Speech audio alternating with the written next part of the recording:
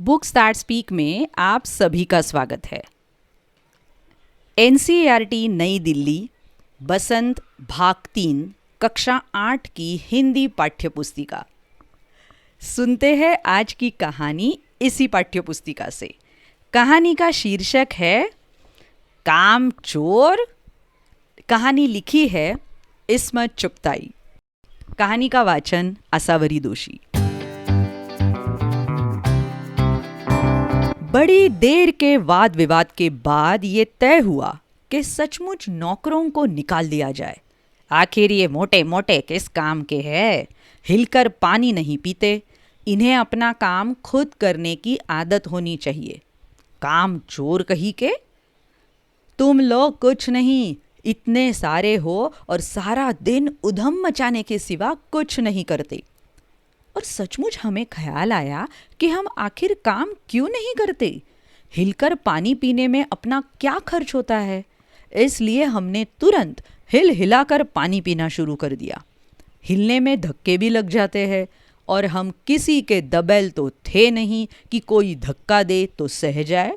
लीजिए, पानी के मटकों के पास ही घमासान युद्ध हो गया। सुराहियां उधर लुढ़की, मटके इधर गए, कपड़े भीगे सो अलग। ये भला काम करेंगे, अम्मा ने निश्चय किया। करेंगे कैसे नहीं? देखो जी, जो काम नहीं करेगा उसे रात का खाना हरगिज नहीं मिलेगा, समझे? ये लीजिए, बिल्कुल शाही फरमान जारी हो रहे हैं। हम काम करने को तैयार है, काम बताए जाए। हमने दुहाई दी। बहुत से काम है जो तुम कर सकते हो। मिसाल के लिए, ये दरी कितनी मैली हो रही है, आंगन में कितना कूड़ा पड़ा है, पेड़ों में पानी देना है। और भाई, मुफ्त तो ये काम करवाए नहीं जाएंगे, तुम सबको तनख्वाह भी मिलेगी। अब्बा मियाँ ने कुछ काम बताए और दूसरे कामों का हवाला भी दिया। माली को तनख्वाह मिलती है, अगर सब बच्चे मिलकर पानी डाले तो। खुदा के लिए नहीं, हाँ, घर में बाढ़ आ जाएगी, अम्मा ने याचना की। फिर भी तनख्वाह के सपने देखते हुए हम लोग काम पर तुल गए।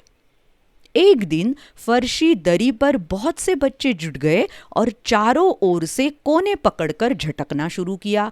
2-4 ने लकड़ियां लेकर धुआंधार पिटाई शुरू कर दी। सारा घर धूल से अट गया। खांसते खांसते सब बेदम हो गए।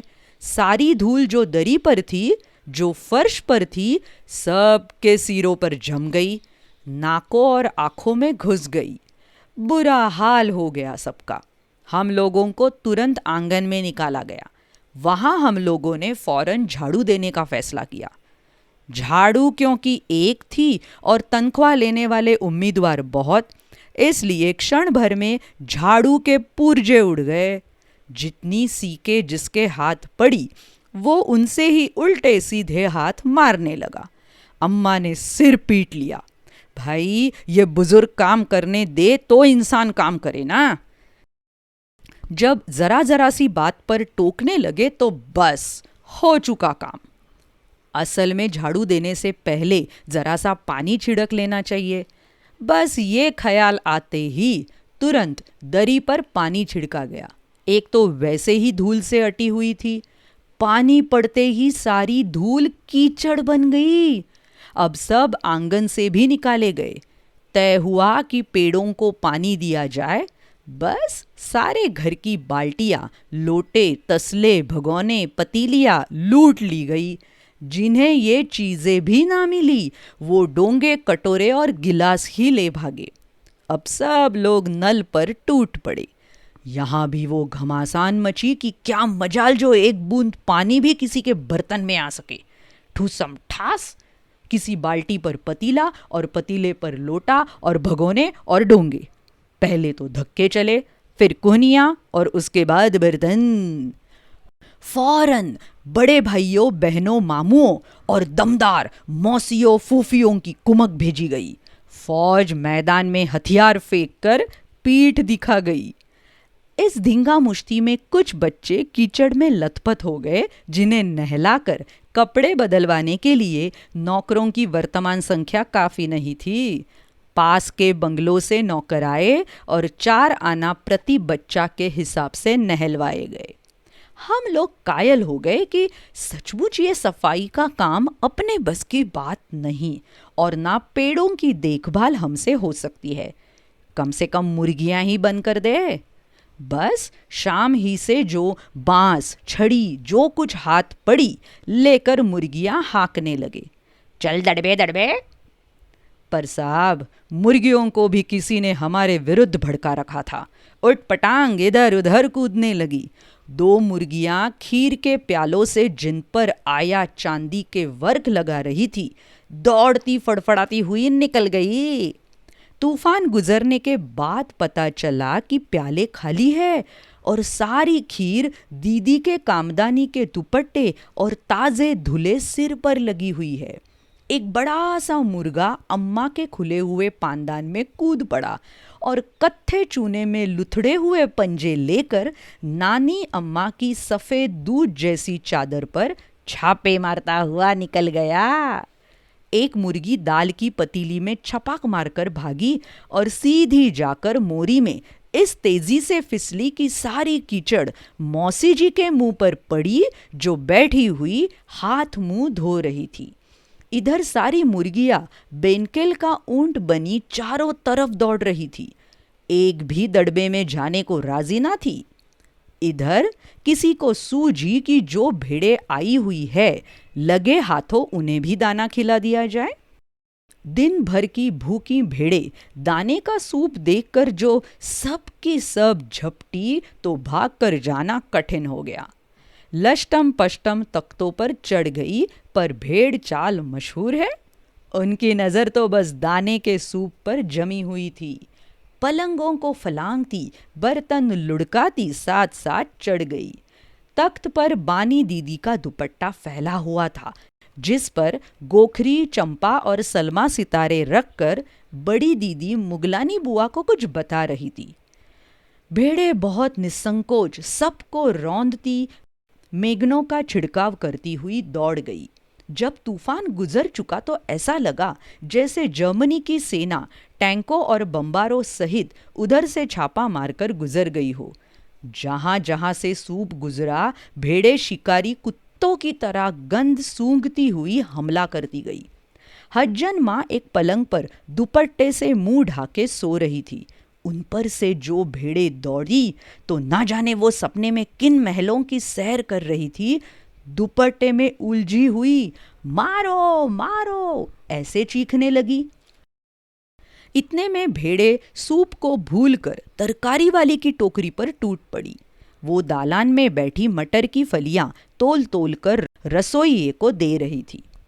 वो अपनी तरकारी का बचाव करने के लिए सीना तान कर उठ गई। आपने कभी भेड़ों को मारा होगा तो अच्छी तरह देखा होगा कि बस ऐसा लगता है जैसे रुई की तकियों को कूट रहे हो। भेड़ को चोट ही नहीं लगती, बिल्कुल ये समझकर कि आप उससे मजाक कर रहे हैं। वो आप ही पर चढ़ बैठेगी। जरा सी देर में भेड़ों ने तरकारी छिलकों समेत अपने पेट की कढ़ाई में झोंक दी। इधर ये प्रलय मची थी, उधर दूसरे बच्चे भी लापरवाह नहीं थे। इतनी बड़ी फौज थी जिसे रात का खाना ना मिलने की धमकी मिल चुकी थी। वे 4 भैंसों का दूध दूहने पर जुट गए। धूली बेधुली बाल्टी लेकर 8 हाथ 4 थनों पर पिल पड़े। भैंस एकदम जैसे चारों पैर जोड़कर उठी और बाल्टी को लात मारकर दूर जा खड़ी हुई।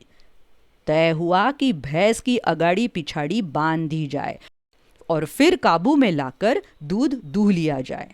बस झूले की रस्सी उतारकर भैंस के पैर बांध दिए गए। पिछले 2 पैर चाचा जी की चारपाई के पायों से बांधे। अगले 2 पैरों को बांधने की कोशिश जारी थी कि भैंस चौकन्नी हो गई। छूटकर जो भागी तो पहले चाचा जी समझे कि शायद कोई सपना देख रहे हैं। फिर जब चारपाई पानी की ड्रम से टकराई और पानी छलक कर गिरा तो समझे कि आंधी तूफान में फंसे हैं। साथ में भूचाल भी आया हुआ है। फिर जल्दी ही उन्हें असली बात का पता चल गया और वो पलंग की दोनों पटिया पकड़े बच्चों को छोड़ देने वालों को बुरा भला सुनाने लगे। यहाँ बड़ा मजा आ रहा था। भैंस भागी जा रही थी और पीछे पीछे चारपाई और उस पर बैठे हुए थे चाचा जी। ओहो, एक भूल ही हो गई, यानी बछड़ा तो खोला ही नहीं, इसलिए तत्काल बछड़ा भी खोल दिया गया। तीर निशाने पर बैठा और बछड़े की ममता में व्याकुल होकर भैंस ने अपने खुरों को ब्रेक लगा दिए। बछड़ा तत्काल जुट गया। दूहने वाले गिलास कटोरे लेकर लपके, क्योंकि बाल्टी तो छपाक से गोबर में जा गिरी थी। बछड़ा फिर बागी हो गया। कुछ दूध जमीन पर और कपड़ों पर गिरा। 2-4 धारें गिलास कटोरों पर भी पड़ गई। बाकी बछड़ा पी गया। ये सब कुछ मिनट के 3/4 में हो गया। घर में तूफान उठ खड़ा हुआ।